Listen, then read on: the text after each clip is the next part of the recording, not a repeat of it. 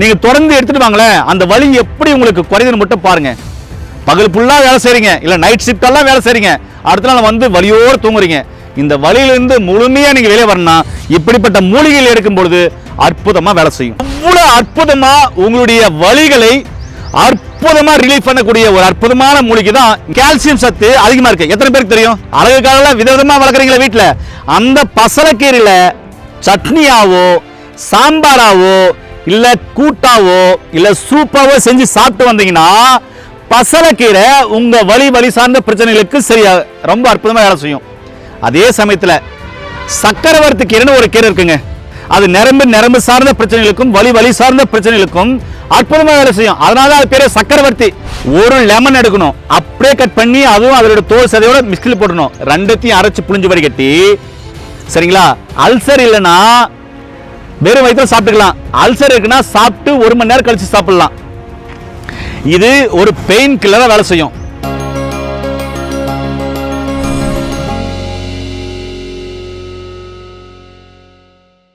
இயற்கையை மருந்து சேனலுடைய மேலும் பல பதிவுகளை தெரிந்து கொள்ள இந்த சேனலை சப்ஸ்கிரைப் செய்யவும், பெல் பட்டனை அழுத்தவும். மேலும் மருத்துவரின் ஆலோசனை பெற இந்த வீடியோவில் உள்ள எண்ணிற்கு தொடர்பு கொள்ளவும். இயற்கை மருந்து வணக்கம். இன்னைக்கு நிறைய பேருக்கு மூட்டு வலி முதுகு வலிங்க, அதே மாதிரி டிஸ்க் கம்ப்ளைண்ட் ஆயிருக்கு, மூட்டு தேஞ்சிருக்கு, மூட்டு தேய்மானமா இருக்கு, அந்த ஸ்வெல்லிங் இருக்கு, ஜெவு கிழிஞ்சிருக்கு, ஜெவு தேஞ்சிருக்கு அப்படின்னு சொல்றாங்க. அதே மாதிரி L4 L5 பயங்கரமான வலி, புடகத்துல வலி, இடுப்பெல்லாம் வலி, குதிக்கால வலி, நடக்கவே முடியல. ஏங்க ஒரு நல்ல காரியத்துக்கு போக முடியல, ஒரு கெட்ட காரியத்துக்கு வர முடியல, எதுவுமே செய்ய முடியல. ஒரு மாறுகாடு பாரு இறங்க முடியல, ஒரு மாறுகாடு இறங்க முடியல, ஒரு பஸ்ஸில் ஏற முடியல, இறங்க முடியல, ஒரு சோபால இருந்து உட்கார்ந்து எழ முடியல, இழந்தா உட்கார முடியல. ஏங்க இதெல்லாம் என்ன பண்றோம்? ஒரு சிலர் கேட்குவாங்க, ஏன் அங்க ஒரு நல்ல காரியம் நடக்குது வாங்க போயிடலாம், போ வர முடியாது, ஏன்னா நடக்கவே முடியலன்ற அப்படின்னு சொல்லி டென்ஷனா வராங்க. சரி, இதுக்கெல்லாம் தேவையான மூலிகைகள் ஏதாவது இருக்கா? வாங்க அப்படிப்பட்ட ஒரு அற்புதமான மூலிகையை உங்களுக்கு காமிக்கிறேன். அது தொடர்ந்து எப்படி இருக்கணும்னு சொல்றேன். ஏங்க என்னுடைய கையில இருக்குது பாருங்க, இதுதான் முடக்கத்தான். அதாவது மூட்டு வலி முதுக்கு வலி இருக்கிற இடத்துல அந்த மூட்டுகள் இருக்கிற பிரச்சனைகளை சரி பண்ணுவதனால தான் இதுக்கு பேரு முடக்கு அற்றான் அப்படின்னு வச்சிருக்காங்க. முடக்கத்தான் கீரை. இந்த கீரை எல்லாருக்கும் தெரியும், ஆனா எப்படி சாப்பிடணும்னு தெரியாது, அவ்வளவுதான். இதை சூப் வைங்கனாக்க ரொம்ப பர்ன் வச்சு தகதகதான் கொதி வச்சு சூப் வச்சிடறாங்க. அப்ப எப்படி கேட்கும்? இதுல இருக்கிற சாறுகள்லாம் எப்படி இறங்கணும்? இந்த மூலிகையோட என்னென்ன மூலிகை போட்டு சூப் வைக்கணும்னு சொல்றேன், வச்சு குடிச்சு பாருங்க, எப்படி இருக்குன்னு நீங்க சொல்லுங்க. நீங்க வந்து கமெண்ட்ஸ்ல பண்ணுங்களேன். அவ்வளவு அற்புதமா உங்களுடைய வலிகளை அற்புதமா ரிலீஃப் பண்ணக்கூடிய ஒரு அற்புதமான மூலிகை தான் இந்த முடக்கத்தான். இந்த முடக்கத்தான் 2 கைப்பிடி எடுத்துக்கணும், முருங்கைக்கீரை 2 கைப்பிடி எடுத்துக்கணும், கருவேப்பிலை 1 கைப்பிடி எடுத்துக்கணும். இதை 3ஐயும் ஒரு பாத்திரத்தில் வெஜிடபிள் சூப்புக்கு என்னென்ன போடுவோம்? கடுகு, சீரகம், மிளகு, மஞ்சள் தூள், இஞ்சி, பூண்டு, தக்காளி இதெல்லாம் போடுவோம்ல.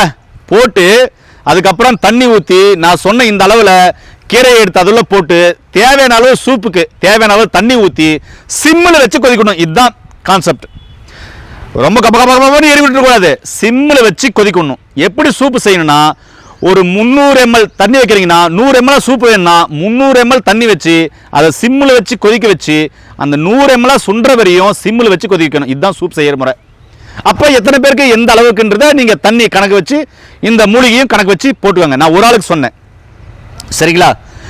இதை சூப் பண்ணி தினமும் காலை மதியம் மாலை, இரவு குடிக்காம மாலை, காலை மதியம் சாயந்தரம் 3 வேளையும் ஒரு டம்ளர் டீ காப்பி குடிக்கிற சூடில் உங்களுக்கு தேவையான அளவு உப்பு போட்டு அருமையாக குடிச்சிட்டு வாங்களேன். உங்கள் மூட்டு வலி முதுவலியை எப்படி குறையுதுன்னு மட்டும் பாருங்க. ரொம்ப அருமையாக வேலை செய்யுங்க. இது இல்லாமல் பிரண்ட சட்னி எடுத்துக்கலாம், இல்லைன்னா சித்தா டாக்டர் அருகில் இருக்காங்க அப்படின்னா பிரண்ட உப்பு கிடைக்கும். நான்லாம் பிரண்ட சட்னி தெரியும் எங்கே போகிறது. நீ முடக்கத்தான் கீரை விலை காமிச்சு தம்பி, நான் எங்கே முடக்கத்தான் கீரைக்கு போகிறது, நான் எங்கே முருங்கைக்கீரைக்கு போகிறது, நான் எங்கே கருவேப்பிலைக்கு போகிறது அப்படின்னு கேட்டிங்கன்னா சரி ஓகே, அதெல்லாம் கிடைக்கலனா கூட அருகில் இருக்கிற சித்தா டாக்டர் கிட்ட போய் பிரண்டை உப்பு கேட்டிங்கன்னா அந்த பிரண்டை உப்பு எந்த அளவு கொடுக்கணும், எப்படி கொடுக்கணும் அப்படின்னு கொடுப்பாங்க. பிரண்டை உப்பு காம்பினேஷனில் நிறைய மருந்துகள் இருக்குது. இந்த மூட்டு வலி முதுவலிக்கு அது உள்ளுக்குள்ளே கொடுப்பாங்க. வெளிப்பூச்சிக்கு வர்ம தைலம் இல்லை வலி தைலம்னு கொடுப்பாங்க.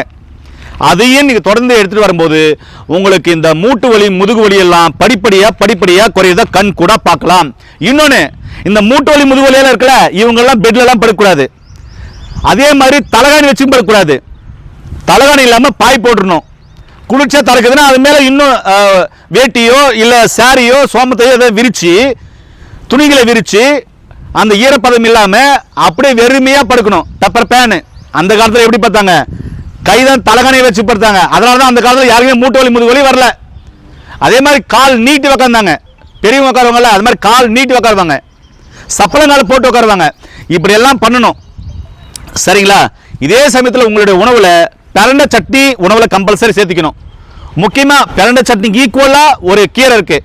அதை நிறைய பேர் அழகுக்காக வளர்க்குறீங்க, ஆனால் சாப்பிடவே மாட்டேன்றீங்க. ஒன்றும் இல்லைங்க, பசலைக்கீரை. பசலைக்கீரையில் கால்சியம் சத்து அதிகமாக இருக்குது. எத்தனை பேருக்கு தெரியும்? அழகுக்காக விதவிதமாக வளர்க்குறீங்களா வீட்டில்? அந்த பசலைக்கீரையில் சட்னியாவோ சாம்பாராவோ இல்லை கூட்டாவோ இல்லை சூப்பாவோ செஞ்சு சாப்பிட்டு வந்தீங்கன்னா பசலைக்கீரை உங்கள் வலி சார்ந்த பிரச்சனைகளுக்கு சரியாக ரொம்ப அற்புதமாக வேலை செய்யும். அதே சமயத்தில் சக்கரவர்த்தி கீரைன்னு ஒரு கீரை இருக்குங்க. அது நரம்பு சார்ந்த பிரச்சனைகளுக்கும் வலி சார்ந்த பிரச்சனைகளுக்கும் அற்புதமாக வேலை செய்யும். அதனால அது பேர் சக்கரவர்த்தி. கீரைகளுக்கே சக்கரவர்த்தின்னு பேர் வச்சிருக்காங்க. அந்த கீரையும் நீங்கள் தாராளமாக பயன்படுத்தலாம். இப்போ நான் சொன்னதால புரிஞ்சிங்களா? இதோடு சேர்த்து ஒரு சில சிகிச்சை முறையும் தேவை. இப்போ நீங்கள் அலோபதியில் இல்லை சித்த ஆயுர்வேத யோனிபதியில் சிகிச்சை எடுக்கணும், அதெல்லாம் எடுத்துக்கோங்க. இப்போ நான் சொன்ன இந்த வழிமுறையை ஏங்க சாதாரண சூப்பு தாங்க சொல்லியிருக்கேன். நீங்கள் தொடர்ந்து எடுத்துட்டு வாங்களேன். அந்த வலி எப்படி உங்களுக்கு குறையுதுன்னு மட்டும் பாருங்க. பகல் ஃபுல்லாக வேலை செய்கிறீங்க, இல்லை நைட் ஷிஃப்டெல்லாம் வேலை செய்கிறீங்க, அடுத்த நாள் வந்து வலியோடு தூங்குறீங்க. இந்த வலியிலிருந்து முழுமையாக நீங்கள் வெளியே வரணும்னா இப்படிப்பட்ட மூலிகைகள் எடுக்கும் பொழுது அற்புதமாக வேலை செய்யும். வேற ஏதாவது சந்தேகம்னாக்கா கீழே போகிற நம்பருக்கு கண்டிப்பாக கால் பண்ணுங்க. வலியோடு இருக்கிற எல்லாருக்குமே இந்த வீடியோவை ஷேர் பண்ணுங்க. இல்லைன்னா எல்லாருக்குமே இந்த வீடியோ ஷேர் பண்ணுங்க. குடும்பத்தில் யாரோ ஒருத்தர் வலியாக கஷ்டப்படுறாங்க, அவங்களுக்கு இந்த வீடியோ பயனுள்ளதாக இருக்கும். அடுத்தது ஒரு வெள்ளை, அதாவது நாட்டுக்கோழி முட்டையில் வெள்ளைக்கரில் மேலே 10 போடுற ஒரு வழிமுறையை இன்னொரு வீடியோவில் சொல்கிறேன். அது இன்னும் ரொம்ப அற்புதமாக வேலை செய்யும். ரொம்ப சிவியராக வலிக்குதுன்னு வைங்களேன், ஒரு அற்புதமான மருத்துவ குறிப்பு சொல்லட்டுமா? பெயின் கில்லர் மாதிரி வேலை செய்யும். 10 கொத்தவரங்காய், சிக்கிடிக்காய் கோசிரிக்காய்னு சொல்லுவாங்களா, நார்மலாக இருக்கிற 10 கொத்தவரங்காய் தாங்க. பச்சையாக கொத்தவரங்காய் எடுத்துக்கணும். எடுத்து அதனுடைய தோல் செதை விதை அப்படியே கட் பண்ணி மிக்சியில் போட்டுடணும். ஒரு லெமன் எடுக்கணும், அப்படியே கட் பண்ணி அதுவும் அதோட தோல் செதையோட மிக்சியில் போட்டணும். ரெண்டத்தையும் அரைச்சி புளிஞ்சு வடிகட்டி, சரிங்களா? அல்சர் இல்லைன்னா வெறும் வயிற்றுல சாப்பிட்டுக்கலாம். அல்சர் இருக்குன்னா சாப்பிட்டு 1 மணி நேரம் கழிச்சு சாப்பிடலாம். இது ஒரு பெயின் கில்லராக வேலை செய்யும். வலி இருக்கும்போது அதை பயன்படுத்திக்கோங்க. மற்ற நேரத்தில் காலையில் 2-3 கொத்தவரங்காய், மதியம் 2-3 கொத்தவரங்காய், சாயந்தரம் 2-3 கொத்தவரங்காய் பச்சையாகவே கடிச்சு மெண்டு சாப்பிடலாம். நிறையா இருக்கும், சூப்பராக இருக்கும் டேஸ்ட்டு. அப்படியே கடிச்சு மெண்டு சாப்பிட்டீங்கன்னா உங்கள் நரம்புகள் வலிமையாகும், உங்கள் எலும்பு சம்பந்தமான பிரச்சனைகளுக்கு தீர்வாமையும் அற்புதமான ரிசல்ட் இருக்கும். இதையாக செஞ்சு பாருங்க. முடிஞ்ச அளவுக்கு எல்லாருக்கும் இந்த வீடியோ ஷேர் பண்ணுங்க. மீண்டும் இன்னொரு அருமையான பதிவில் உங்களை சந்திக்கும் வரை உங்களுக்கு விடைபெறுவது குடும்பத்தில் ஒருவனாக உங்கள் அன்பு சவன் ஹரிதாஸ். நன்றி, வணக்கம்.